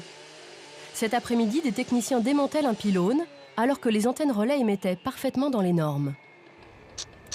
C'est Florence Lagouge, appareil photo à la main, qui est à l'origine de la plainte. C'est un moment historique, là. Oui, c'est un moment qu'on attendait depuis longtemps. Cette antenne relais Bouygues Télécom disparaît de son paysage après 5 ans de combats acharnés. C'était une étape de notre vie et vraiment on a lutté contre cette antenne. On a eu la chance d'avoir ce qu'on voulait aujourd'hui, qu'elle se démonte. Mais ça n'a pas été gagné d'avance et ça a été un dur combat. Et tous les riverains d'antenne peuvent vous le dire. C'est pas facile et c'est vraiment une violation de sa propriété que d'avoir ça qui s'installe à proximité de chez soi. Ils en sont où là? Ça y est, ils l'ont posé. Ses voisins avaient négocié avec l'opérateur l'installation du pylône dans leur jardin contre rémunération. Selon nos estimations, un emplacement d'antenne relais peut se louer annuellement entre 3 000 et 40 000 euros, en fonction de la rareté des sites et de la densité urbaine aux alentours. Il faut savoir quelque chose, c'est qu'on était en très bon terme avec nos voisins. Et ce qu'on a trouvé un petit peu fort, c'est qu'ils ne nous ont absolument pas prévenus. Mais c'était quoi l'intérêt pour eux, en fait? Ils avaient signé un bail de 15 ans, donc 15 ans, une grosse somme tous les mois. Bon, écoutez, oui, effectivement, on peut comprendre que ça fasse fléchir. Les Lagouges craignent pour leur santé. Ils décident d'attaquer l'opérateur pour tenter d'obtenir le démontage. Voilà le dossier, ou du moins une partie du dossier. Et ces photos, là, c'est quoi? Alors ça, ce sont les photos qu'on a prises à la construction de l'antenne. Mais ça ressemble à un sapin. Il a été maquillé en sapin, ce qui fait que j'avoue que c'est beaucoup moins agressif qu'une antenne classique. La famille gagne en première instance, Bouygues Télécom fait appel et les Lagouges gagnent de nouveau en appel. Le tribunal a estimé, s'agissant du risque sanitaire, que exposer son voisin contre son gré à un risque certain et non pas hypothétique comme prétendu en défense constitue un trouble de voisinage dont le caractère anormal tient au fait qu'il porte sur la santé humaine. Écarter le risque dans le cas présent ne peut s'obtenir que par l'enlèvement des installations. Voilà. Donc il nous donnait raison, effectivement. Il pense que, compte tenu des conclusions des scientifiques, on est en droit de se poser la question. Et si on est en droit de se poser la question, on n'a pas le droit de nous l'imposer. Et en quoi ce jugement est si important que ça, en fait? Ce que le gouvernement ne faisait pas, ce qu'une loi ne faisait pas, le juge l'a fait. Le combat de Florence Lagouge, c'est Richard Forget qui l'a remporté. Cet avocat spécialiste des antennes relais est devenu la bête noire de l'industrie de la téléphonie mobile. Il collectionne les plaintes contre tous les opérateurs. Ça, c'est tous les dossiers d'antennes relais qu'on traite au cabinet qui concernent à peu près tous les opérateurs. Vous avez le trio, là Le trio complet, tout le monde est là. Vous pouvez nous montrer quelques noms d'opérateurs? Vous avez SFR, Bouygues, Orange, SFR et Orange, Bouygues. Vous avez là, il s'agit des 3 opérateurs aussi. Lorsque les Lagouche gagnent un appel en 2009, Bouygues Télécom ne désarme pas, l'entreprise se pourvoit en cassation. Mais quelques mois plus tard, l'opérateur renonce à aller au bout de la procédure, craignant que cette affaire ne fasse jurisprudence. Une surprise pour Maître Forget. On était assez serein, on espérait d'ailleurs qu'il y ait une décision. Et 1 an après, Bouygues, sans réellement s'expliquer, va se désister de ce pourvoi. Donc en fait, ils ont préféré perdre sur un dossier avec un démontage d'antenne que prendre le risque qu'il y ait plusieurs démontages d'antenne si par exemple vous gagnez en cassation et que ça faisait jurisprudence. C'était ça leur crainte. Oui, je pense que c'était ça leur crainte. Bon, encore une fois, je n'ai pas pu lire les échanges de mes confrères avec leurs clients, mais je pense que c'est ça qui a dû prévaloir. Il faut savoir qu'installer une antenne, c'est très compliqué. La démonter, ça prend aussi un peu de temps et beaucoup d'argent. Trouver des nouveaux sites, je dirais pas que mission impossible, mais c'est très difficile, surtout depuis l'hypermédiatisation de ces problèmes liés aux antennes relais au téléphone portable. Donc, bien évidemment, ils n'ont pas envie que tout cela se répande comme une traînée de poudre sur tout le territoire et qu'on compte les antennes les unes après les autres qui seraient démontées. Face au juge qui impose le démontage des antennes relais, le gouvernement tente d'apaiser les craintes des opérateurs en organisant la même année un Grenelle des ondes. Dans cette voiture aux vitres fumées, la ministre de l'écologie, Nathalie Kosciusko-Morizet. C'est elle qui est aujourd'hui en charge de l'épineux dossier des ondes, un sujet qu'elle connaît bien. Il y a 6 ans, alors qu'elle était jeune députée UMP, elle avait ardemment défendu l'abaissement des normes. Dans une proposition de loi, elle demandait même que les antennes relais émettent à 0,6 volts par mètre, au lieu des 41 volts actuels. La ministre n'a pas souhaité que nous la filmions en pleine réunion avec les opérateurs et les associations. Est-ce que vous pensez qu'il faut actuellement baisser les normes actuelles sur les antennes relais? Aujourd'hui, ce sur quoi on travaille, c'est évaluer l'exposition actuelle. C'est assez compliqué, des antennes, il y en a plusieurs, il y a plusieurs origines d'exposition aux ondes, donc évaluer l'exposition actuelle et par des expérimentations, regarder comment on peut techniquement, économiquement baisser l'exposition. Donc on n'est pas en train de baisser les valeurs limites, on est en train de regarder si c'est possible, tout simplement. Mais est-ce que vous pensez qu'il faut baisser les normes actuelles? Aujourd'hui, on n'a aucun indice, si vous voulez, qui nous permette de conclure, il n'y a aucune preuve, que l'exposition aux antennes relais pose un problème pour la santé. Parce que vous, en 2005, vous étiez favorable à ce qu'on baisse les normes. Moi, je suis convaincue que si c'est techniquement et économiquement possible, c'est des questions qu'on doit se poser. Il n'y a pas de preuve aujourd'hui que l'antenne relais nuit à la santé, mais il y a une inquiétude qui traverse la population sur l'exposition aux ondes. Elle élude la question. Nous lui montrons alors sa proposition de loi de 2005. Et vous, donc, vous êtes pour une norme à 0,6 volts, comme vous l'étiez en 2005? Je vous le refais? Non, mais c'est la question, effectivement. La ministre ne souhaite pas revenir sur cette proposition de loi qu'elle avait portée 6 ans plus tôt. En revanche, les normes actuelles, elle ne semble pas y porter beaucoup de crédit. En termes de réglementation, parce que là actuellement la réglementation c'est par exemple 41 volts par mètre, ça fait partie des normes actuelles. Est-ce que vous pensez que ce sont des bonnes normes? Pour moi, le 41 volts par mètre aujourd'hui ne signifie plus grand-chose. Oui, mais c'est pourtant la norme actuelle en France. Mais oui, mais ça ne signifie plus grand-chose. Quand vous regardez l'exposition ville par ville, en fait on est très loin du 41 volts par mètre. Mais alors pourquoi on garde ces normes? Alors pourquoi on baisse pas les normes? Moi je ne vous dis pas qu'il faut forcément les garder, mais simplement il faut aller au bout du processus d'expérimentation qui est en cours. Aujourd'hui le 41 volts par mètre signifie plus rien en fait. Ça veut dire qu'en tant que ministre de l'écologie, vous allez essayer de faire évoluer les normes? Ça va faire partie de vos engagements? Vous êtes complètement obsédé sur ce sujet. Non, c'est une question importante. Je vous dis que la norme même. de 41 volts par mètre, aujourd'hui, elle ne correspond plus à rien. Selon la ministre de l'écologie, cette norme ne correspond donc plus à rien. Bien sûr. Au revoir. Mais pourtant, il n'est pas question de la changer. La ministre partie, nous espérons enfin rencontrer les opérateurs présents à la réunion. Au fond de la salle, ils sont tous là. Orange, SFR, Bouygues Télécom. Tout au long de notre enquête sur les ondes, nous avions sollicité les services de presse de chacun de ces opérateurs, sans aucun succès. Bonjour, SFR. Je vous rappelle pour vous dire que nous ne souhaitons pas répondre à vos questions dans le cadre de votre documentaire. Oui, bonjour Guy. chez Bouygues Télécom. Bon, j'ai fait un point chez moi sur l'histoire qui vous intéressait. Voilà, je suis bien embêté parce que j'ai absolument aucun porte-parole qui pourrait témoigner là-dessus, vous raconter ce qui s'est passé, pourquoi, quand, etc., etc.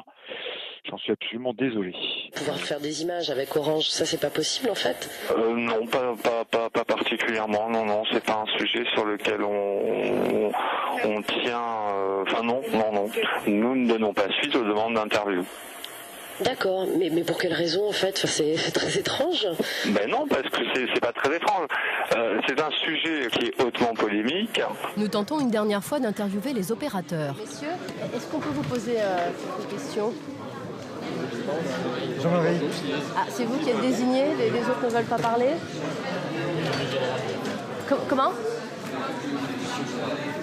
Impossible décidément d'approcher les leaders de la téléphonie mobile. Ils refusent toute interview. Ils ont un représentant commun à tous les opérateurs, chargé de communiquer à leur place. Il s'appelle Jean-Marie d'Anjou et il semble très satisfait de la nouvelle position de la ministre de l'écologie. Est-ce qu'on peut baisser les normes? Parce que finalement, on voit les Il n'y a pas lieu de baisser la norme, la ministre l'a dit d'entrée de jeu, parce que ces normes sont des normes fixées au niveau international par l'Organisation mondiale de la santé. Elles assurent la sécurité sanitaire des riverains. On est dans une question d'acceptabilité sociale. Mais vous, en tant que représentant des opérateurs, cette position-là, effectivement, la norme, qui est une norme OMS, n'a pas lieu d'être modifiée. Pour Étienne Sandrier de l'association Robin des Toits, le revirement de la ministre est une grosse déception. On est loin du compte et je sais pas, il semble qu'elle ait une petite amnésie quand même sur sa proposition de loi, parce que là il y a des gens qui disent le 06 c'est pas fondé, c'était quand même la position de la ministre, le 06. Elle a sorti une proposition de loi sur ce fameux 06. Mais aujourd'hui la ministre de l'écologie, elle dit plus forcément ça en fait. La ministre de l'écologie, on peut dire que pour le moment sa position elle est mobile. Elle n'est pas vraiment dans la santé publique. Les normes évolueront-elles un jour? Connaîtra-t-on l'impact réel du Wi-Fi, du micro-ondes, du téléphone portable et des antennes relais sur la santé des hommes, dans ce monde de plus en plus chargé d'ondes?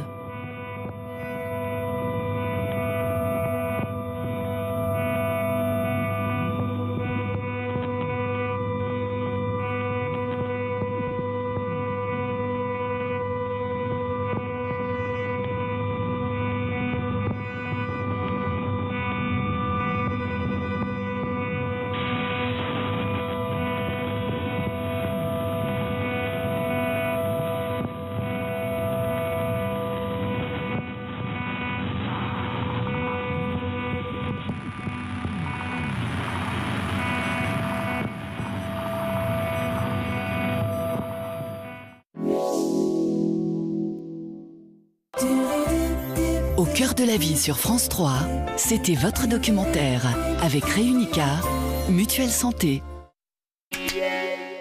Dans Ce soir ou jamais, il y aura le journaliste le plus recherché de France, Christophe Deloire, qui est juste à côté de moi. Tout le monde veut l'interviewer. Il est l'un des deux auteurs de Sexus Politicus, paru en 2006. Et à ce titre, il est le seul journaliste français à avoir enquêté et publié sur les rumeurs concernant Dominique Strauss-Kahn. Il y aura également Marcus Mabry du New York Times. Le quotidien américain de référence accuse les journalistes français d'avoir respecté une sorte de loi du silence concernant Dominique Strauss-Kahn. Face à eux, il y aura Pierre Aski de Rue 89, Marie-France Etchegouin du Nouvel Observateur, Laurent Neumann de Marianne, Jean-Sébastien Ferjou d'Atlantico. La presse française au banc des accusés, c'est dans Ce soir ou jamais, c'est juste après Le Soir 3, présenté par Patricia Loison. Et l'affaire DSK qui domine toujours ce soir l'actualité. Dominique Strauss-Kahn soumis au code 101 à la prison de Rikers. C'est la procédure qui vise à empêcher le suicide des détenus. À New York, on attend dans les prochaines heures le témoignage de la femme de chambre devant ce fameux grand jury. En Libye, c'est la fuite de Madame Kadhafi. Et à Cannes, sur grand écran, Nicolas Sarkozy, héros de la conquête. Les présidents font leur cinéma. Ce sera notre focus. C'est Soir 3, c'est dans un instant. On se retrouve dans une demi-heure. Demain, sur France Télévisions.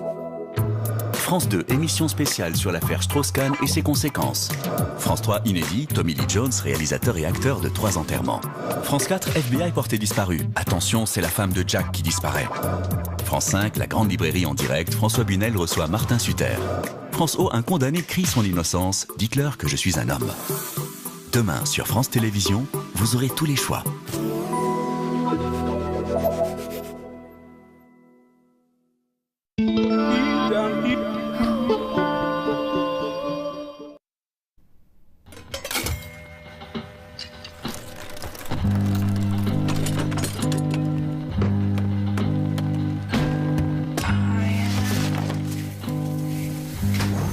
Sans don, pas d'action.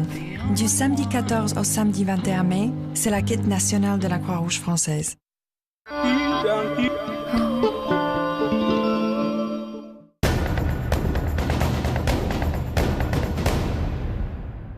C'est une journée chargée d'émotions multiples qu'a vécu l'entraîneur Carlos Lafont-Parias. J'étais pas présent, c'était le jour de la première communion de mes filles en Espagne. Et donc je l'ai vécu au téléphone et avec les propriétaires. Et donc ça a été ma plus grosse émotion depuis que j'entraîne. J'avais les propriétaires qui roulaient, mais vous pouvez imaginer parce que c'était un peu une lutte au dernier moment. Ils me parlaient, on vient, on va lutter, on a une chance de gagner. On va le faire, mais bon, les 150 derniers mètres, c'est interminable. Quand on voit pas l'image, on souffre encore plus. Partager une émotion comme ça avec toute ma famille, c'était quand même quelque chose de supplémentaire qui a donné encore plus d'émotion, évidemment. On a fêté la première communion de mes enfants et la victoire du cheval. Depuis, j'ai pas autre chose qui m'a fait sentir les mêmes sensations. J'espère que je vais en avoir quand même.